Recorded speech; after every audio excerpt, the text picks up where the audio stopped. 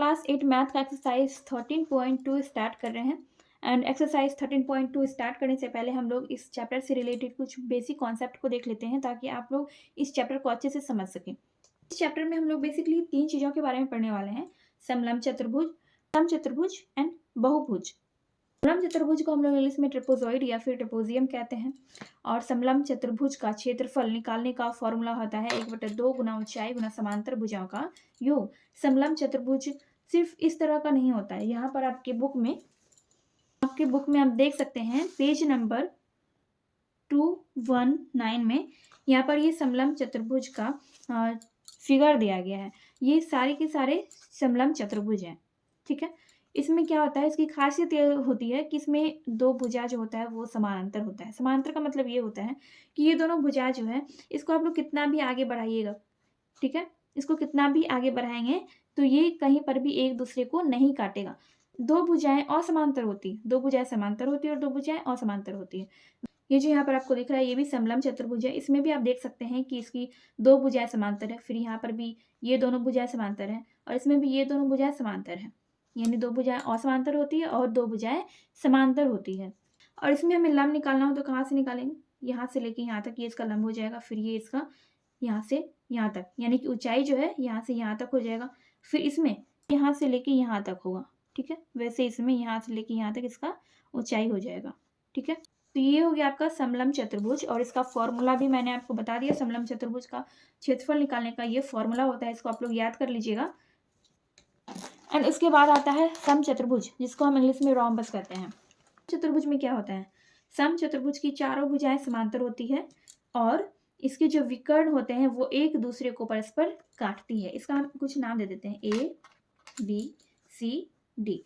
तो विकर्ण का मतलब क्या हो गया, जैसे कि ए और डी है ये विकर्ण है, बी और सी ये भी विकर्ण है और ये एक दूसरे को काट रही है, ठीक है, एक दूसरे को ये प्रतिच्छेद कर रही है। तो ये समचतुर्भुज है और समचतुर्भुज का क्षेत्रफल निकालने का फॉर्मूला होता है 1/2 गुना विकर्णों का गुणनफल, ठीक है। 1/2 गुना विकर्णों का गुणनफल। विकर्ण क्या है, विकर्ण है A D Guna B C. समचतुर्भुज का क्षेत्रफल निकालने का फॉर्मूला होता है। इसका डेफिनेशन भी आपको स्क्रीन पर दिख रहा होगा। नेक्स्ट है बहुभुज, जिसको इंग्लिश में पॉलीगन कहते हैं।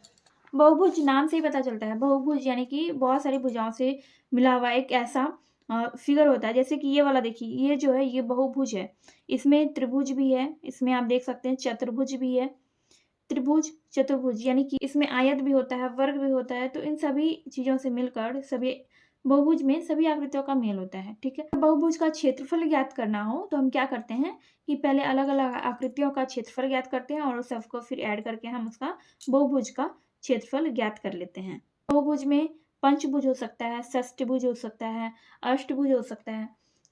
आई होप आपका बेसिक क्लियर हो चुका होगा। चलिए अब देखते हैं हम एक्सरसाइज 13 पॉइंट। क्वेश्चन नंबर 1 में दिया गया है कि एक समलंब चतुर्भुज पी क्यू आर एस के कोण पी और कोण एस समकोण है, इसकी भुजाओं की माप चित्र में दर्शाई गई है। समलंब चतुर्भुज का क्षेत्रफल ज्ञात कीजिए। देखिए यहाँ पर आपको समलंब चतुर्भुज का फिगर दिया गया है और सभी भुजाओं का माप भी दिया गया है। जैसा कि क्वेश्चन में कह रहा है कि कोण पी और कोण एस समकोण है। यहाँ पर कोण पी और कोण एस क्या है, समकोण। समकोण यानी कि ये दोनों 90 डिग्री का कोण बना रहा है। 90 डिग्री के कोण को ही हम समकोण कहते हैं। तो P और S ये समकोण है और इन सभी भुजाओं का माप यहाँ पर दिया गया है, ठीक है। तो यहाँ पर हमें समलंब चतुर्भुज का क्षेत्रफल ज्ञात करना है, यानी किसी चतुर्भुज का हमें क्षेत्रफल ज्ञात करना है। तो क्वेश्चन में जो भी यहाँ पर दिया गया था उसको हमने लिख लिया। कोण P 90 डिग्री और कोण S भी 90 डिग्री है और ये फिगर है और इस फिगर में इस समलंब चतुर्भुज में सभी भुजाओं का माप दिया गया है। हमें निकालना है समलंब चतुर्भुज का क्षेत्रफल।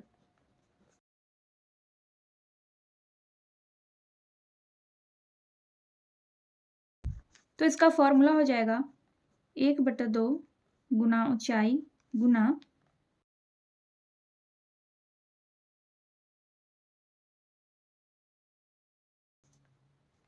समानांतर भुजाओं का योग, ठीक है।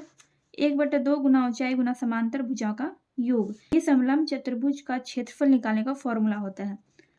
तो यहाँ पर हम लिखेंगे 1/2 गुना ऊंचाई, यहाँ पर क्या होगा, यहाँ पर एक पी एस है तो पी एस का लंबाई है यहाँ पर 12 सेंटीमीटर और क्यू आर यहाँ पर इसका लंबाई है 13 सेंटीमीटर।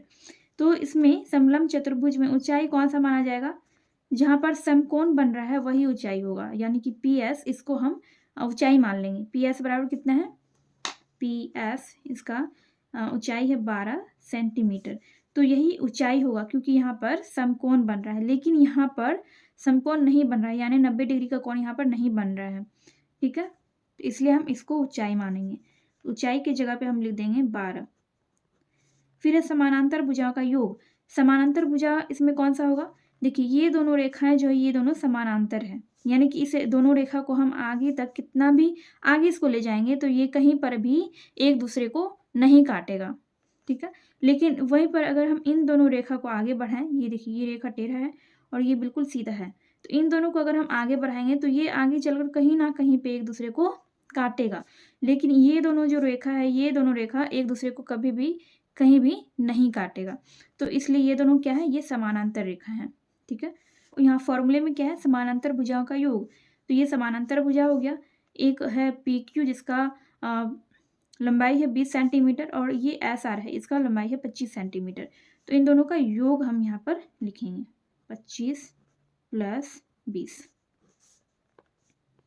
1/2 गुना 12 गुना ये हो जाएगा आपका 45, 2 × 6 = 12 और इसको हम गुना कर देंगे। इन दोनों को गुना करके आ गया आपका 270 सेंटीमीटर स्क्वायर। सेंटीमीटर स्क्वायर या फिर वर्ग सेंटीमीटर भी इसको बोल सकते हैं। तो यहाँ पर आपका क्वेश्चन नंबर 1 कंप्लीट हो गया है। क्वेश्चन नंबर 1 का आंसर आया है 270 सेंटीमीटर स्क्वायर। क्वेश्चन नंबर 2 में है एक समलंब चतुर्भुज ABCD में ABCD का समानांतर है। ठीक है, ABCD के समानांतर है। AB बराबर 30 centimetre, BC 15 centimetre, DC 44 centimetre और AD 13 सेंटीमीटर है। समलंब चतुर्भुज का क्षेत्रफल ज्ञात कीजिए। ठीक है, तो यहाँ पर क्वेश्चन के अनुसार ही हमने फिगर बना लिया है। एक समलंब चतुर्भुज बनाया है। AB यहाँ पर CD के समानांतर है और AB 30 सेंटीमीटर है, AD 13 सेंटीमीटर है और DC ये 44 सेंटीमीटर है और BC 15 सेंटीमीटर है। ठीक है, जैसा कि क्वेश्चन में कराया था वैसे ही हमने यहाँ पर फिगर बना लिया। ये हमने यहाँ पर क्या किया है? ये जो रेखा है, ये जो रेखा आप देख रहे हैं, ये रेखा हमने इस रेखा के समानांतर खींचा है, क्योंकि आप देख सकते होंगे यहाँ पर ये जो चतुर्भुज है, ये समांतर चतुर्भुज हमने बनाया है, इसमें कहीं पर भी इसका ऊंचाई नहीं दिया गया है, तो इसलिए हमने ये इस रेखा के समानांतर ये वाला रेखा खींचा है। अब ये यहाँ पर एक त्रिभुज बन गया। इसका हम इस पॉइंट का हम कुछ नाम दे सकते हैं, जैसे हमने यहाँ पर इसका नाम O दे दिया है। ठीक है, EOMN कुछ भी आप नाम दे सकते हैं, तो इसका नाम हमने O दे दिया। BOC। ठीक है, अब ये जो है त्रिभुज BOC, त्रिभुज BOC जो है BOC, इस त्रिभुज का हम क्षेत्रफल निकालेंगे। पहले हम इसका क्षेत्रफल निकालेंगे इस त्रिभुज का और फिर इस त्रिभुज का हम ऊंचाई निकालेंगे। ठीक है, और हम लिखेंगे BOC, त्रिभुज BOC का क्षेत्रफल बराबर वॉट यानी कि इस त्रिभुज का पहले हम क्षेत्रफल निकाल लेंगे। सबका लंबाई यहाँ पर दिया गया इस चतुर्भुज का। उसका क्षेत्रफल निकालने का फॉर्मूला होता है 1/2 गुना आधार गुना ऊंचाई। तो इस त्रिभुज का जो हम क्षेत्रफल निकालेंगे हम हीरोन के सूत्र से निकालेंगे। ठीक है, हीरोन फॉर्मूले से हम इस त्रिभुज का क्षेत्रफल निकालेंगे। तो यहाँ पर हम लिखेंगे हीरोन के सूत्र से त्रिभुज BOC का क्षेत्रफल, त्रिभुज BOC का क्षेत्रफल बराबर, तो हीरोन का सूत्र होता है S × S - A S - B × S - C और इस पर रूट होता है। ठीक है, ये फॉर्मूला होता है। S जो होता है इसको हम कैसे निकालते हैं, पहले आप यहाँ पर इसको थोड़ा सा समझिए। ये जो 44 सेंटीमीटर है ये DC का लंबाई दिया गया है। ठीक है, यानी कि यहाँ से लेके यहाँ तक इस पूरे का लंबाई DC का लंबाई कितना है 44 सेंटीमीटर। लेकिन यहाँ पर हम क्या कर रहे हैं, त्रिभुज बी ओ सी का क्षेत्रफल हम निकालने वाले हैं, ठीक है। तो इसका क्षेत्रफल निकालने के लिए हमें इसका आधार भी मालूम होना चाहिए, ठीक है। इस फॉर्मूले से हम त्रिभुज का क्षेत्रफल नहीं निकाल रहे हैं, हम हीरोन के सूत्र से इसका क्षेत्रफल निकालेंगे। तो इसमें भी हमें क्या होना चाहिए कि तीनों भुजाओं का माप हमें मालूम होना चाहिए। देखिए बी ओ का हमें माप मालूम है, इसका माप कितना है 13 सेंटीमीटर, क्योंकि ये जो भुजा है इस भुजा के समानांतर ही है, तो इसीलिए इस भुजा की जो लंबाई है, इस भुजा का जो माप है वो इसी भुजा के बराबर होगा। तो इस भुजा का माप अगर 13 सेंटीमीटर है तो इस वाले भुजा का माप भी 13 सेंटीमीटर ही होगा, ठीक है। देखिए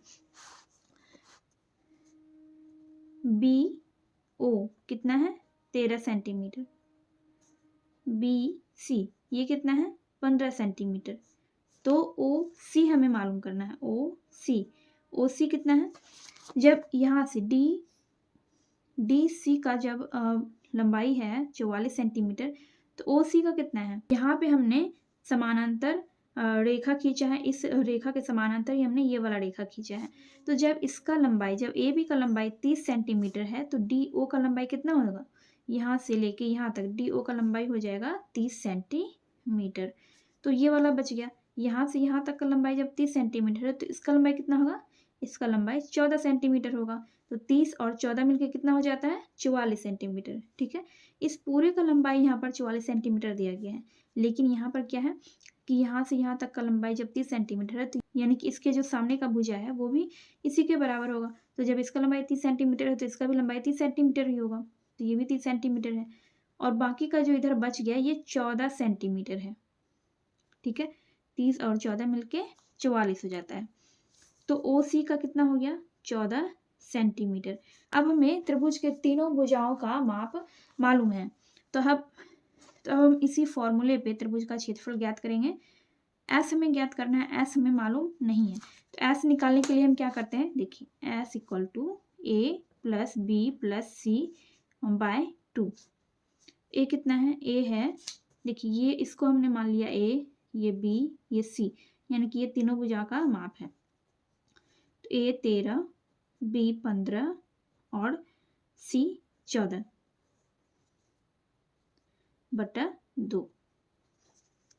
इन तीनों को जोड़ के हो गया 42 और नीचे 2 हो गया। अब इसको कटा देंगे, 2 दूनी 4, 2 एकम 2, 21 आपका निकल गया, यानी कि एस कितना निकल गया है, एस निकल गया आपका 21। तो एस के जगह पे अब हम सब जगह क्या लिखेंगे 21 लिखेंगे, एस की जगह पे 21। ए के जगह पे हम क्या लिखेंगे, ए हमने माना है इसको, बी ओ को हमने ए माना 13, तो यहाँ पर हम 13 लिखेंगे। फिर एस माइनस बी यानी 21 माइनस 15, फिर एस माइनस सी यानी कि 21 माइनस 14 और इस पर रूट होगा, ठीक है। ये 21, तो यहाँ पर इसको माइनस करेंगे 21 माइनस 13, तो यहाँ पर हो जाएगा 8, फिर 21 माइनस 15 तो ये हो जाएगा आपका 7, 21 माइनस 14 ये हो जाएगा 6, फिर इस पर हम रूट लगा देंगे, ठीक है। इन सबको हम गुना कर लेंगे, इन सबको गुना करेंगे तो आपका हो जाएगा 7056, और इसका हम क्या करेंगे वर्गमूल निकाल लेंगे, ठीक है। इसको आप दूसरे तरीके से भी कर सकते थे, जैसे कि यहाँ पर ये 21 है तो इसको आप लिख सकते थे इस तरह से 7 गुना 3, फिर ये 8 है तो इसको लिख सकते थे 2 गुना 2 गुना 2, 2 दूनी 4, 4 दूनी 8, फिर ये 7 है तो 7 को 7 ही लिखेंगे, और 6 है 6 को 2 गुना 3 लिखेंगे। तो पहले हम इसका निकालें, देखिए 7056, इसका वर्गमूल आपको निकल जाएगा 84। वैसे ही अगर इस पूरे को आप गुना नहीं करते तो इसके बाद आप ये वाला प्रोसेस कर सकते थे, 21 को हमने 7 गुना 3 लिखा, 8 को हमने 2 गुना 2 गुना 2 लिखा है, फिर 7 को हमने सिर्फ 7 ही लिखा है, और 6 को हमने 2 गुना 3 लिख दिया है, ठीक है। तो इस पर आप रूट देते और यहाँ पर क्या करते, जैसे कि 7 है, देखिए यहाँ पर 2 बार 7 है तो 2 बार 7 है तो एक बार हम 7 लिखेंगे, फिर 3 कितने बार है, 3 भी 2 बार है तो एक बार हम 3 लिखेंगे, फिर यहाँ पर 2 कितने बार है, 2 है 4 बार, यहाँ पर 3 और 1 4, 4 बार है तो हम यहाँ पर 2 बार 2 लिखेंगे, ठीक है। और इन सबको हम गुना कर देते, 7 या 21, 21 दूना 42 और 42 दूना 84 हो जाता। तो यहाँ पर भी इतना ही आंसर आता, 84 सेंटीमीटर स्क्वायर, ये हो गया आपका त्रिभुज का क्षेत्रफल, ठीक है। ये जो त्रिभुज है बी ओ सी, इसी का क्षेत्रफल हमने यहाँ पर निकाला है 84 सेंटीमीटर स्क्वायर। हमने क्षेत्रफल निकाल लिया, अब हम त्रिभुज का ऊंचाई निकालेंगे, ठीक है। क्योंकि जब तक हम त्रिभुज का ऊंचाई नहीं निकालेंगे, जब तक हम इसका ऊंचाई नहीं निकालेंगे, तब तक हम समलंब चतुर्भुज का क्षेत्रफल नहीं निकाल सकते। यहाँ पर जो फॉर्मूला लिखा है 1/2 गुना आधार गुना ऊंचाई, इसी पे हम त्रिभुज का ऊंचाई निकाल लेंगे। तो यहाँ पर हम लिखेंगे त्रिभुज BOC का क्षेत्रफल बराबर 1/2 गुना आधार गुना ऊंचाई। तो BOC का क्षेत्रफल हमें मालूम है 84 सेंटीमीटर स्क्वायर दिया गया है, ये हमने अभी भी निकाला है 84 सेंटीमीटर स्क्वायर। फिर 1/2 गुना आधार कितना है, आधार आपका 14 है, 14 सेंटीमीटर, और ऊंचाई हमें मालूम नहीं है, तो ऊंचाई की जगह पे हम ऊंचाई ही लिख देंगे। अब इसको हम कटा देंगे, 2 सते 14, 7 हो गया। पर देखिए क्या बचा, ये 84 सेंटीमीटर स्क्वायर और ये इधर 7 गुना ऊंचाई, ये बचा है। इसको हम यहाँ पर फिर से लिखते हैं, तो हमारा क्या बचा था, 84 सेंटीमीटर स्क्वायर बराबर 7 गुना ऊंचाई, ये बचा है। तो हमें निकालना है ऊंचाई। ऊंचाई निकालने के लिए हम क्या करेंगे, ऊंचाई बराबर 84 सेंटीमीटर है, 84 सेंटीमीटर स्क्वायर बटा 7 सेंटीमीटर हो जाएगा, ठीक है। तो हम क्या करेंगे, इसको कटा देंगे, ये 12 बार में कट जाएगा, और ये सेंटीमीटर है तो ये सेंटीमीटर और स्क्वायर और सेंटीमीटर कट जाएगा, तो 1 सेंटीमीटर बच जाएगा, यानी ऊंचाई आपका निकल गया 12 सेंटीमीटर, ठीक है। त्रिभुज का ऊंचाई निकल चुका है 12 सेंटीमीटर। तो आसानी से समलंब चतुर्भुज का क्षेत्रफल निकाल सकते हैं। पर हम लिखेंगे समलंब चतुर्भुज ABCD का क्षेत्रफल बराबर 1/2 गुना ऊंचाई गुना समानांतर भुजाओं का योग। यहाँ पर हम लिखेंगे 1/2 गुना ऊंचाई की जगह पे हम लिखेंगे 12 सेंटीमीटर और समानांतर भुजाओं का योग है। तो यहाँ पर आप देख सकते हैं, यहाँ पे समानांतर भुजा कौन सा है, ये AB जो है, AB ये DC के समानांतर है। तो AB का लंबाई है 30 सेंटीमीटर और DC का लंबाई है 44 सेंटीमीटर, ठीक है। तो यही हो गया समानांतर भुजा 30 सेंटीमीटर और 44 सेंटीमीटर। तो इसी का योग हमें यहाँ पर लिखना है, तो 30 + 44, ये हो गया 1/2 गुना 12 गुना 4 7 74 हो गया। इसको कटा देंगे हम, 2 × 12,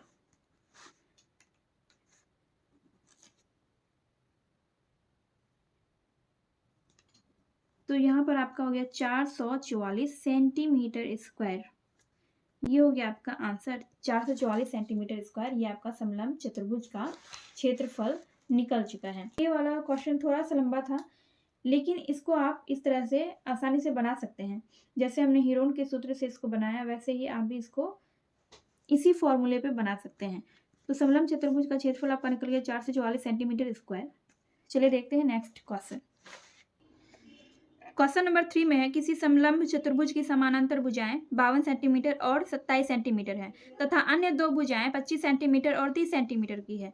समलंब चतुर्भुज का क्षेत्रफल ज्ञात कीजिए। देखिए क्वेश्चन नंबर 3 भी वैसे ही बनेगा जैसे हमने क्वेश्चन नंबर 2 बनाया था। इसमें भी आपको समलंब चतुर्भुज दिया गया है, उसकी भुजाएं दी गई है, और यहाँ पर आपको समलंब चतुर्भुज का क्षेत्रफल ज्ञात करना है। लेकिन यहाँ पर समलंब चतुर्भुज का लंबाई नहीं दिया गया है, तो लंबाई हम पहले निकालेंगे।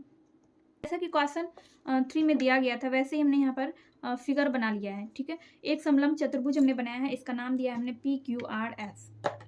और क्वेश्चन में ये कह रहा था कि समलंब चतुर्भुज की समानांतर भुजाएं 52 सेंटीमीटर और 27 सेंटीमीटर है, ठीक है। एक समलंब चतुर्भुज है और इसकी समानांतर भुजाएं हैं PR और RS, ठीक है। ये समानांतर भुजाएं हैं, मतलब इस रेखा को जो आप कितना भी आगे ले जाएंगे तो ये रेखा ये दोनों रेखा एक दूसरे को कहीं पर भी नहीं काटेगा।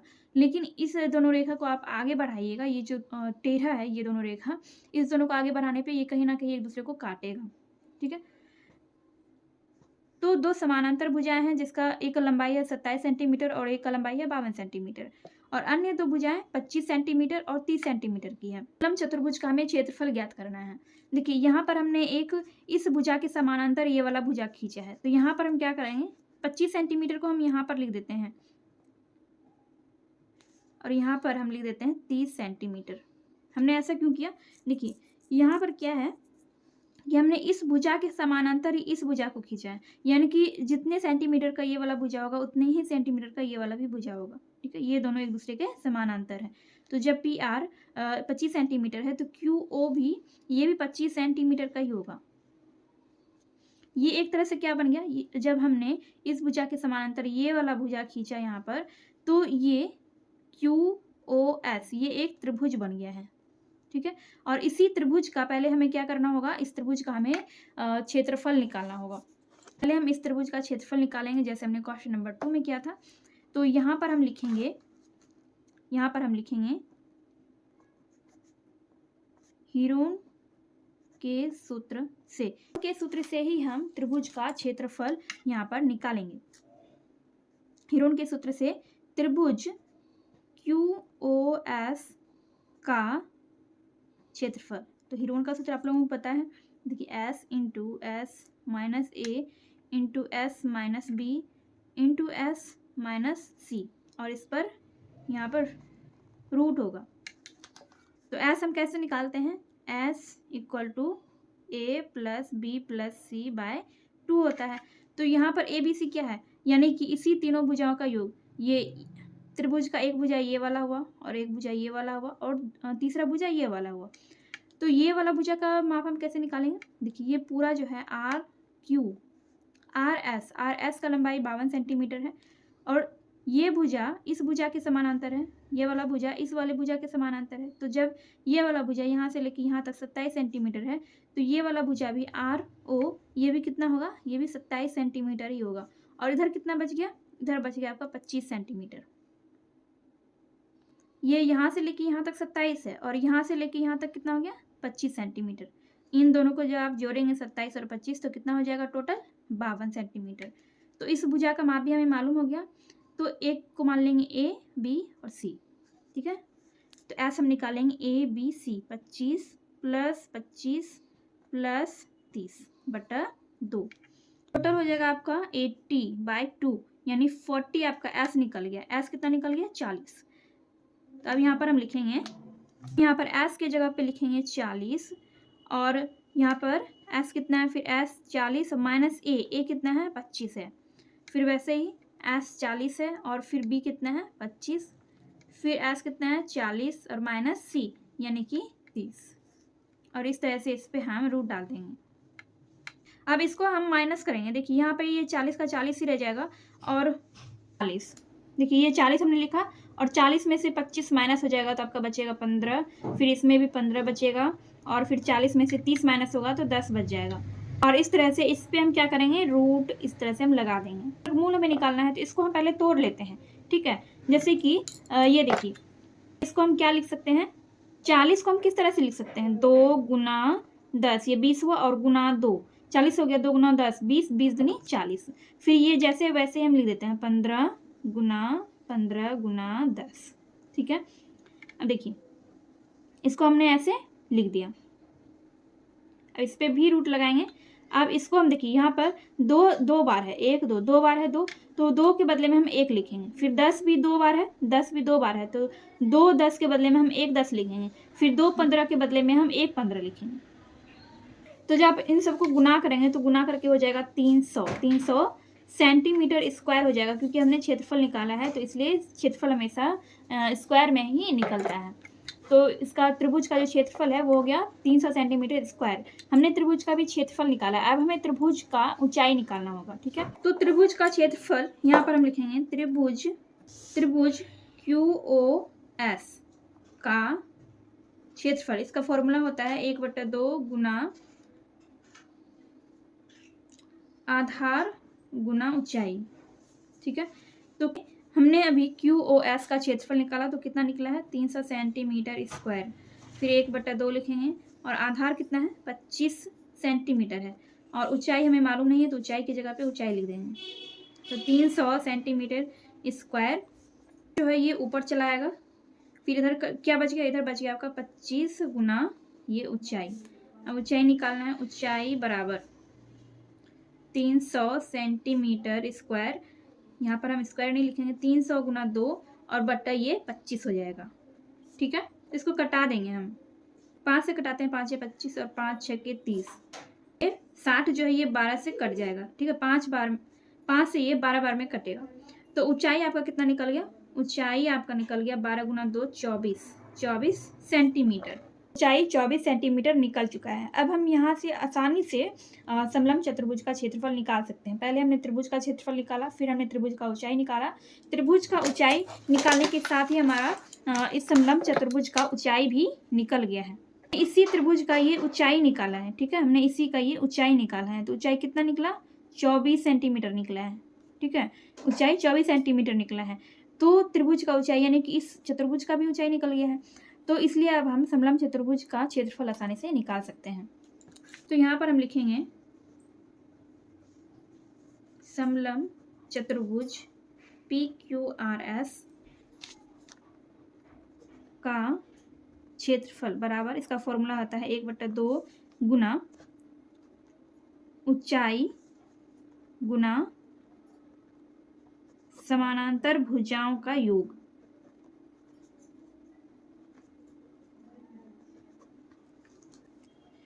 तो 1/2 गुना ऊंचाई कितना निकला? 24 सेंटीमीटर, और समानांतर भुजाओं का योग क्या हो जाएगा? यहाँ पर देखिए, समानांतर भुजा ये है 27 सेंटीमीटर और 52 सेंटीमीटर। ठीक है, यानी PQ और RS इन दोनों का योग हो जाएगा। यही दोनों समानांतर भुजा है। ये भुजा जो है ये इसके समानांतर है। तो 27 सेंटीमीटर प्लस 52 सेंटीमीटर, यही हो जाएगा समानांतर भुजाओं का योग, 27 प्लस 52।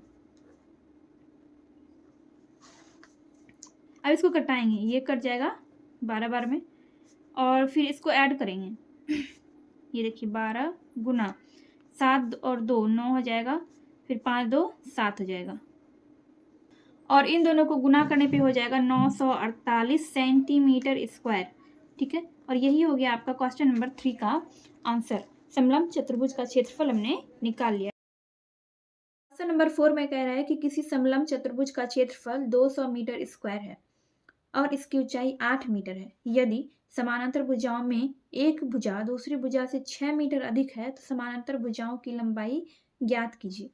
यहाँ पर इस क्वेश्चन में आपको समलंब चतुर्भुज का क्षेत्रफल दिया गया है और इसकी ऊंचाई दी गई है, और इस समलंब चतुर्भुज में जो दो समांतर भुजाएं हैं उसके बारे में सिर्फ इतना बताया गया है कि एक भुजा दूसरी भुजा से 6 मीटर अधिक है।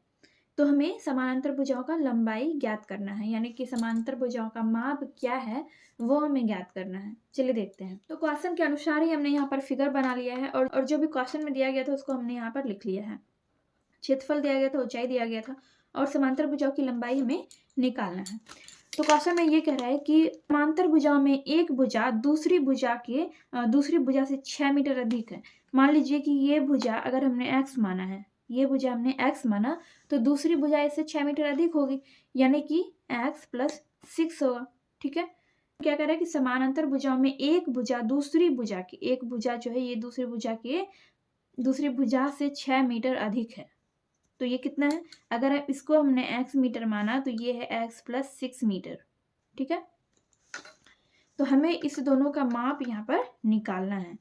तो यहाँ पर देखिए, समलंब चतुर्भुज का लंबाई यहाँ पर दिया गया है, और इस दोनों भुजा का माप हमने ये माना है x और x प्लस 6। तो इसी के आधार पर हम समलंब चतुर्भुज का क्षेत्रफल निकालेंगे। तो यहाँ पर हम क्या करेंगे? समलंब चतुर्भुज का क्षेत्रफल निकालेंगे। लिखेंगे समलंब चतुर्भुज का क्षेत्रफल बराबर 1/2 गुना ऊंचाई गुना समानांतर भुजाओं का योग।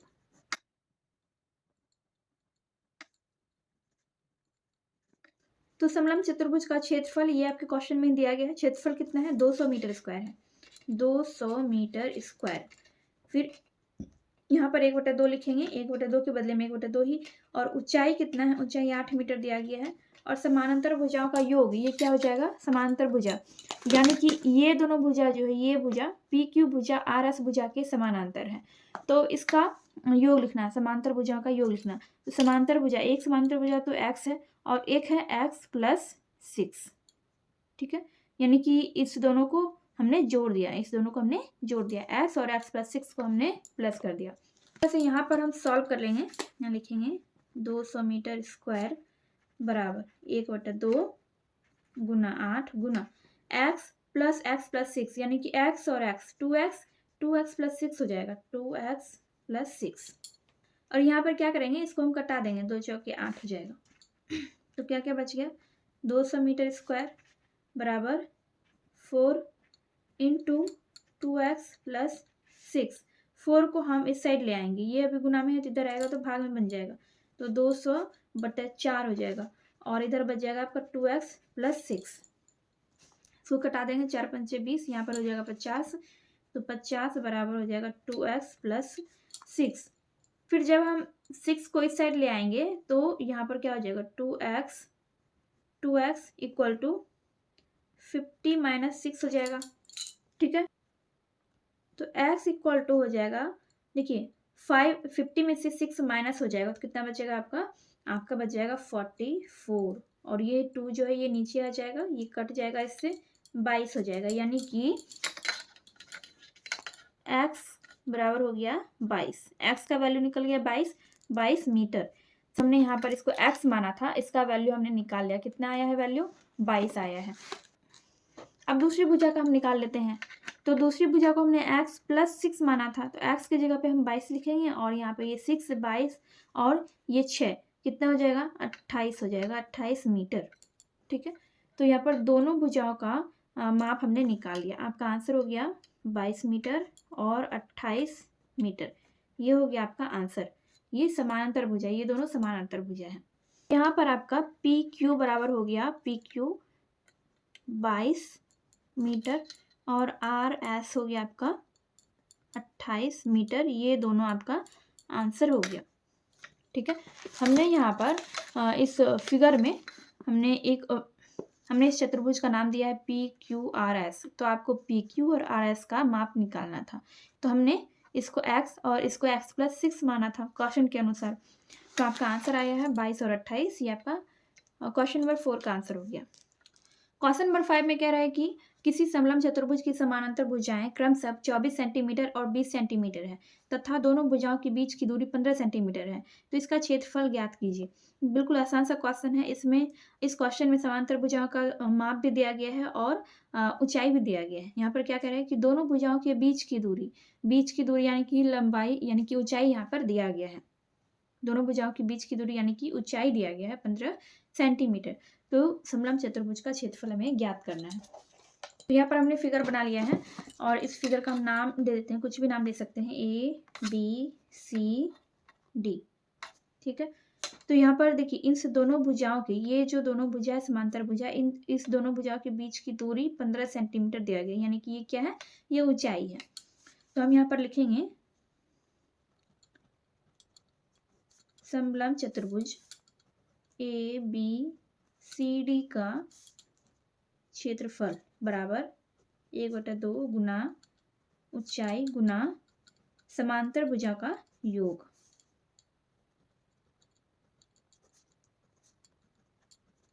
ये फॉर्मूला होता है 1/2 गुना ऊंचाई गुना समांतर भुजा का योग। तो यहाँ पर हम लिखेंगे 1/2 गुना ऊंचाई कितना है, 15 सेंटीमीटर है, और समांतर भुजाओं का योग यानी कि 20 प्लस 24, ठीक है। तो यहाँ पर 2 गुना ये 15, 20 और 24 को हम जोड़ देंगे, कितना हो जाएगा, 44 हो जाएगा। तो ये आपका कट गया 22 बार में, तो इस दोनों को गुना करने पे हो जाएगा आपका 330 सेंटीमीटर स्क्वायर। ये हो गया आपका आंसर क्वेश्चन नंबर 5 का। नंबर 5 का आंसर हो गया 330 मीटर स्क्वायर।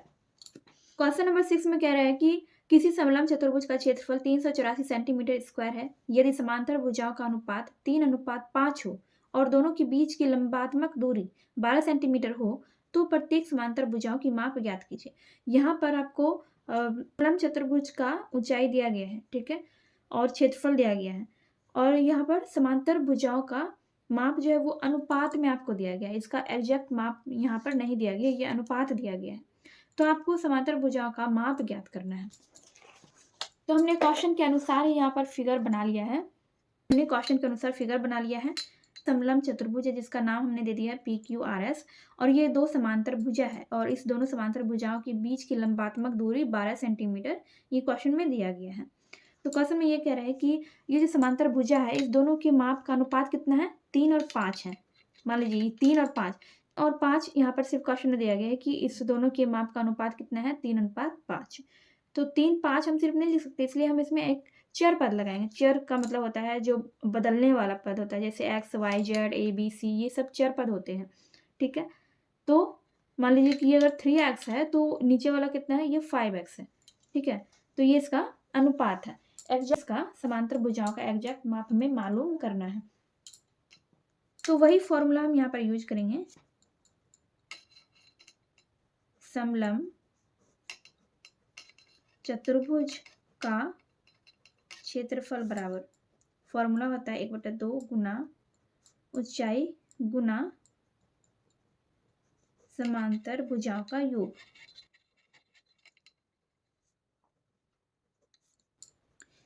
समलंब चतुर्भुज का क्षेत्रफल, ये क्षेत्रफल भी आपको क्वेश्चन में ही दिया गया है। कितना है क्षेत्रफल, 384 सेंटीमीटर स्क्वायर, ये आपके क्वेश्चन में ही इसका क्षेत्रफल दिया गया है। उसके बाद 1/2 गुना ऊंचाई कितना है, 12 है, तो 12 सेंटीमीटर यहाँ पर लिखेंगे। समांतर भुजाओं का योग, समांतर भुजाओं को हमें यहाँ पर क्या माना है, अनुपात में दिया गया था, तो इसी में हमने x लगा दिया, तो 3x और 5x, समांतर भुजाओं का योग क्या हो जाएगा, 3x प्लस 5x, तो यहाँ पर हो जाएगा आपका 384 सेंटीमीटर स्क्वायर।